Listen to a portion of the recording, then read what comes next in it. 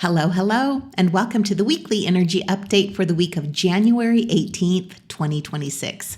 I'm Renee Spears, a spirit guide channeler and spiritual mentor, and I'm coming to you from beautiful Bozeman, Montana. Every Sunday, I share the energy for the week ahead, and I also infuse the show with some positive vibes, so you get a little positive energy boost just for listening. And I want to start today by talking about the tail end of the year of the snake. The end of a lunar year is called the tail. And it's actually the most powerful part of the whole year. Like by this point in the year, the energy has been building and working on us for months.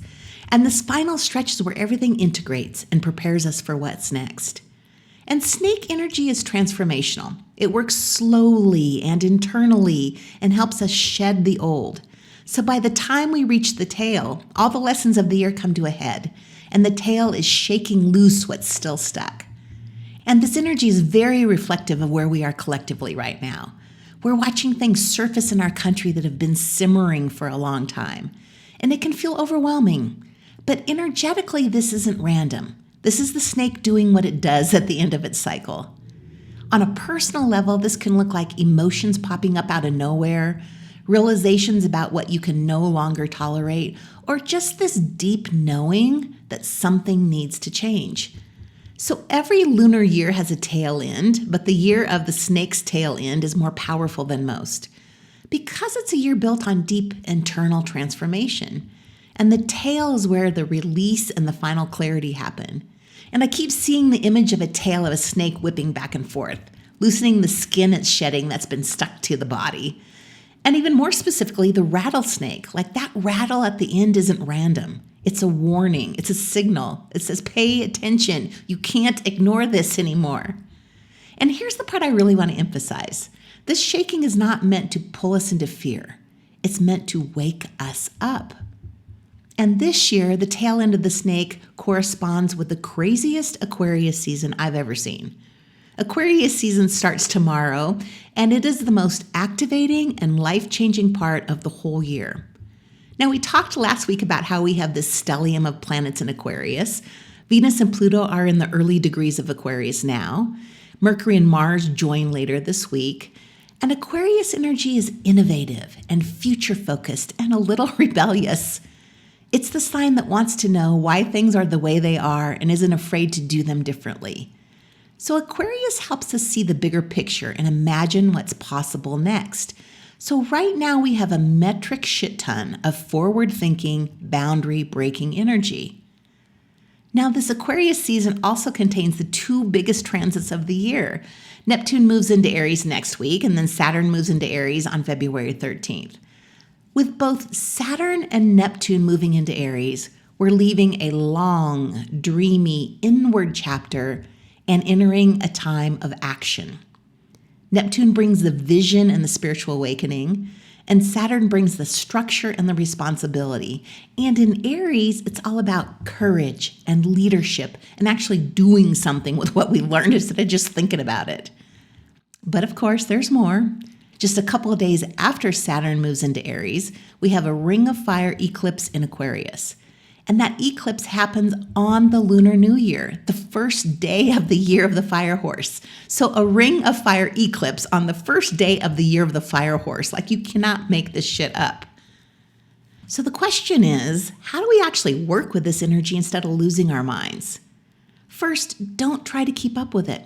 Aquarius and Aries energy moves fast, and everything happening can be overwhelming. So our work is to stay calm and aligned. This isn't about reacting to everything or making snap decisions. Especially since it's the tail end of the snake year, this is still an observing phase. So stay in observer mode before action mode. Watch what's being revealed. Pay attention to how you feel. These are clues.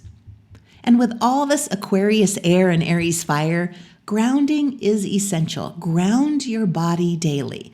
Go for walks, breathe, spend time in nature, touch the earth. Simple routines matter more than ever right now.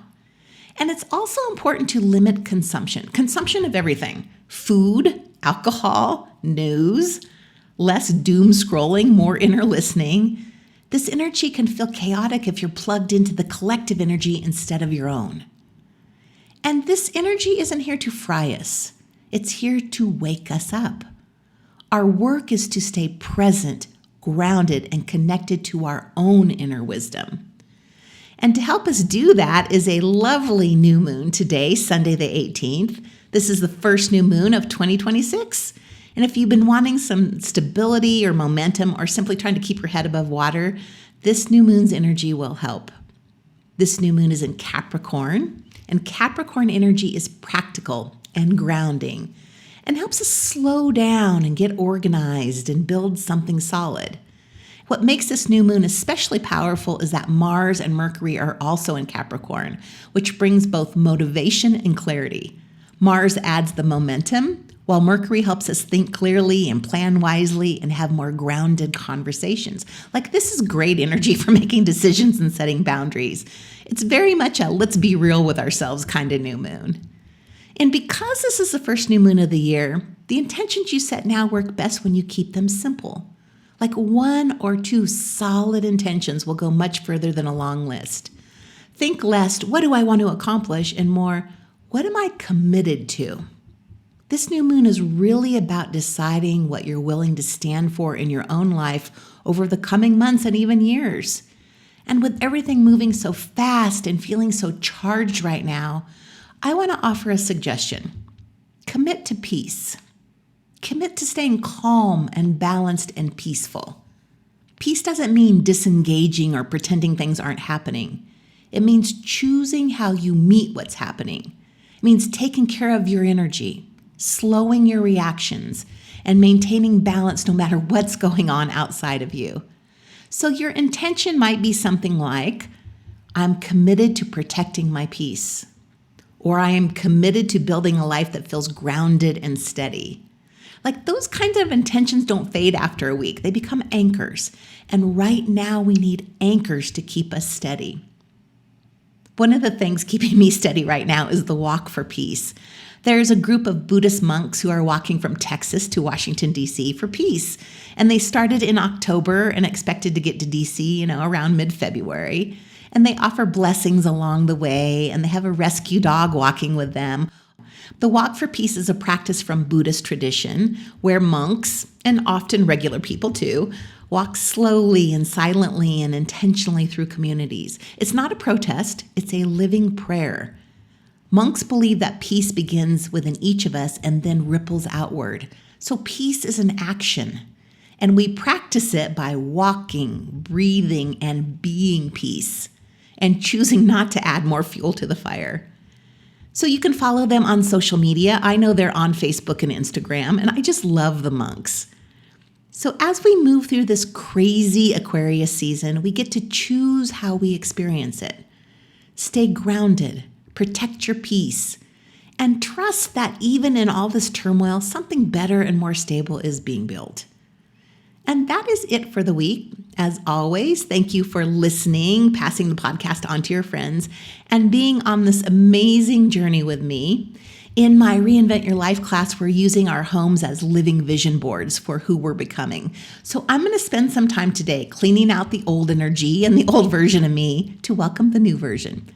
So enjoy this lovely new moon today, and I'll be back next week to talk about the biggie, Neptune moving into Aries.